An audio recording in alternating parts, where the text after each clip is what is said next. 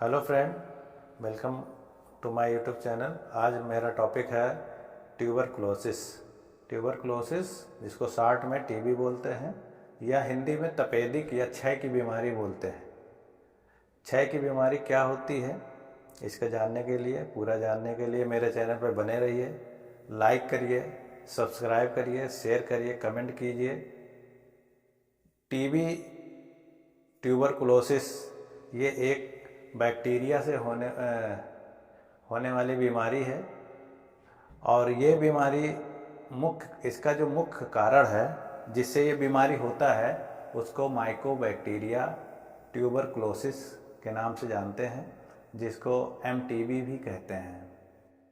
अब ये जो है प्योर रूप से ऑब्लिगेट एरोब्स होता है। ऑब्लिगेट एरोब्स का मतलब होता है वो चीज़ें जो ऑक्सीजन पर ज़्यादातर, अधिकतर डिपेंड होती हैं।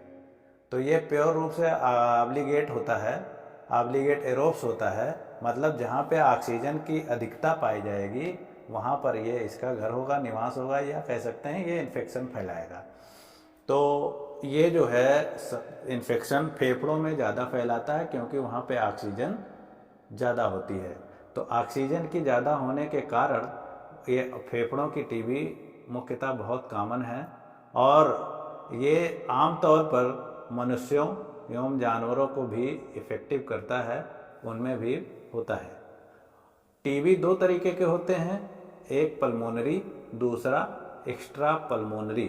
पल्मोनरी टीबी का मतलब होता है जो फेफड़े से हो। अगर फेफड़े में होता है तो उसको पल्मोनरी टीबी बोलते हैं, और फेफड़े के अतिरिक्त कहीं और होता है तो उसको एक्स्ट्रा पल्मोनरी टीबी कहते हैं। अब एक्स्ट्रा पल्मोनरी टीबी में जैसे इंटेस्टाइन, आंत की टीबी, मेनिंजीज, दिमाग की झिल्ली की टीबी, बोन जॉइंट, जोड़ और हड्डी की टीबी, लिम्फ नोड की टीबी, स्किन की टीबी, बच्चेदानी की टीबी, ये सब तरीके की टीबी होते हैं। अब ये टीबी फैलता कैसे है? टीबी जो है ड्रॉपलेट न्यूक्लियाई से, इन सबसे ज़्यादा फैलता है। ड्रॉपलेट क्या होता है? स्नीजिंग के बाद जो कण निकलते हैं उसको ड्रॉपलेट बोला जाता है। कफिंग के बाद जो होता है, मतलब छींक आने से, खांसी आने से, या किसी की बातचीत से जो उसके जो है कण निकलते हैं, थूक के कण निकलते हैं, वो इफेक्टेड पर्सन से, वो उसको बोला जाता है ड्रॉपलेट। और ड्रॉपलेट अगर वो कहीं सूख जाए तो उसको ड्रॉपलेट न्यूक्लियाई बोलते हैं। ड्रॉपलेट न्यूक्लियाइड ज़्यादा इन्फेक्टेड होता है, जो फोमाइड के रूप में एयर में घुल जाता है, एयर में दौड़ता रहता है। जैसे भी कोई उसके कांटेक्ट में आता है तो सबसे ज़्यादा उसको इन्फेक्ट करता है।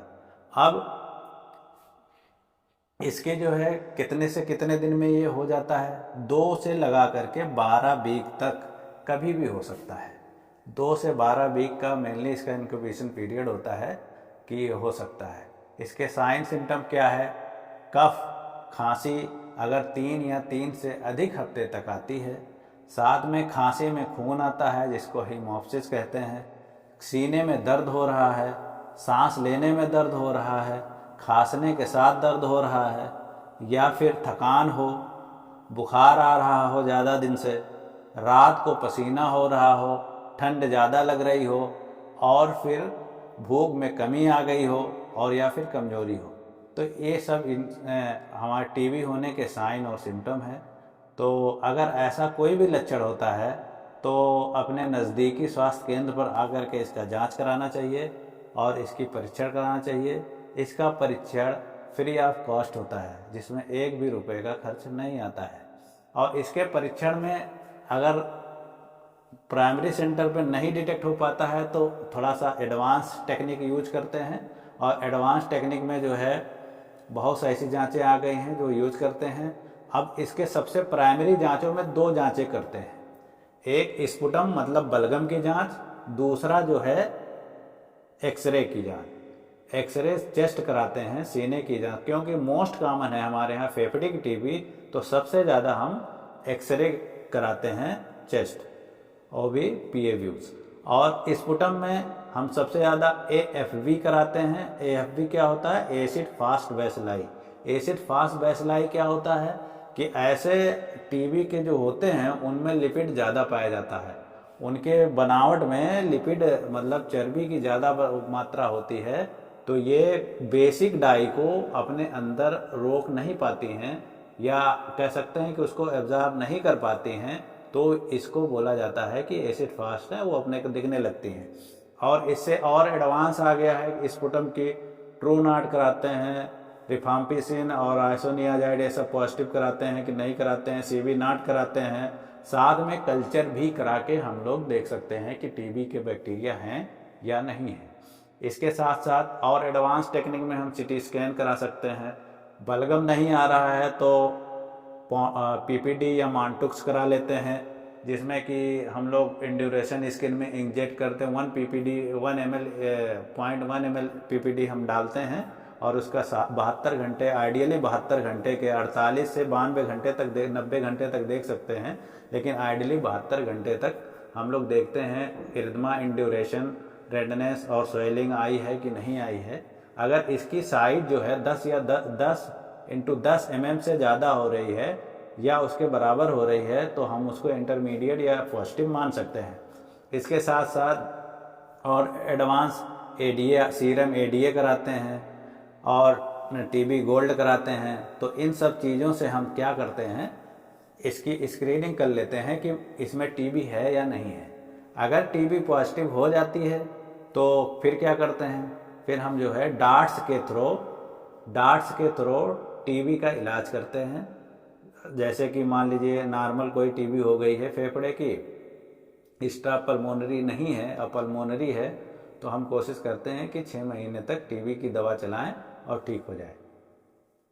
उसके बाद फिर स्क्रीनिंग करते हैं, ठीक हो गया है तो क्यों नहीं हुआ। अब इससे बचेंगे कैसे, और हमारी भारत सरकार जो है प्रधानमंत्री टीबी भारत मुक्त टीबी स्ट्रेटजी के तहत काम कर रही है, जिसमें पोषण के लिए 500 रुपये पर मंथ के हिसाब से पैसे भी मिलते हैं। और इसमें जो है आप इसका इलाज करा सकते हैं। और जो है इसे बचने के लिए हम क्या कर सकते हैं, टीबी को आइसोलेट करें फिर ट्रीटमेंट करें। आइसोलेट करने का मतलब उसकी हम पूर्णतया जांच करें और उसको जो है ट्रीटमेंट करें डार्ट्स के थ्रू।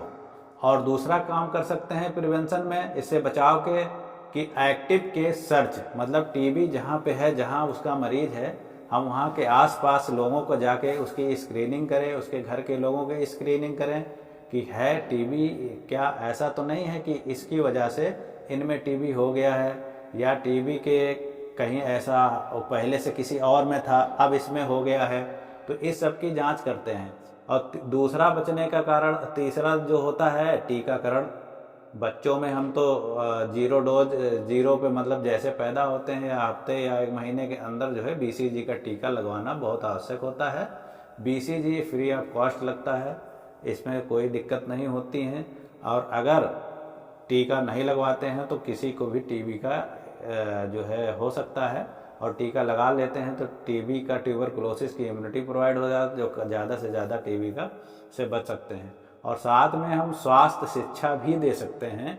अगर स्वास्थ्य के बारे में पता होगा, टीबी कैसे होती है, टीबी क्यों होती है, टीबी के क्या साइन सिम्टम है, तो इससे भी हम टीबी से बच सकते हैं। और आज हमारा जो थीम है टीबी का 2023 से लेके अभी तक चला रहा है, yes we can end TB. Theme है yes we can end TB. और वर्ल्ड टीबी डे जो मनाया जाता है वो 24 मार्च को हर साल मनाया जाता है। इस साल भी 24 मार्च को हम लोग वर्ल्ड टीबी डे मनाएंगे और ये शपथ लेंगे कि टीबी जो है जल्दी से जल्दी हमारे देश से ख़त्म हो जाए या इरेडिकेट हो जाए, एलिमिनेट हो जाए, और हमें टीबी से सभी को छुटकारा मिले। थैंक यू, धन्यवाद।